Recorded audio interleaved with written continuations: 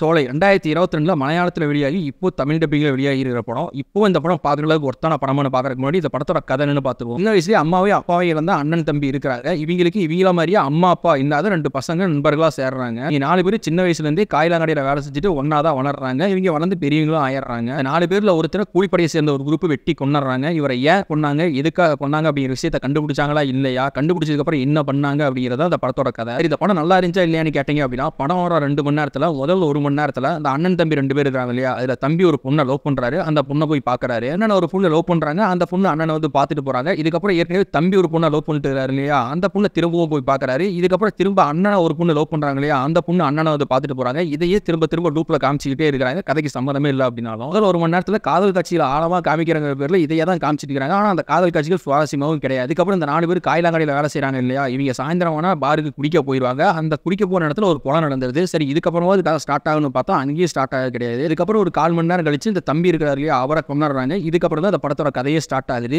இதுக்கப்புறம் அந்த கொலையாளிகளை கண்டுபிடிக்கிற சீனாவது சுவாரஸ்யமா இருக்கான்னு கேட்டீங்கன்னா அதுவும் கிடையாது. அதுவும் ஏதோ மேம்போக்கா தான் இருக்குது. இந்த படம் ஒரு முறையாச்சும் பார்க்கறதுக்கு ஒர்த்தா இருக்குமான்னு கேட்டீங்கன்னா வழக்கம் போல தான். ஏதாவது வேலை இருந்துச்சுன்னா போய் வேலையை பாருங்க. எந்த வேலை வெட்டி இல்லைன்னா ஒரு முறை உட்காந்து பாருங்க.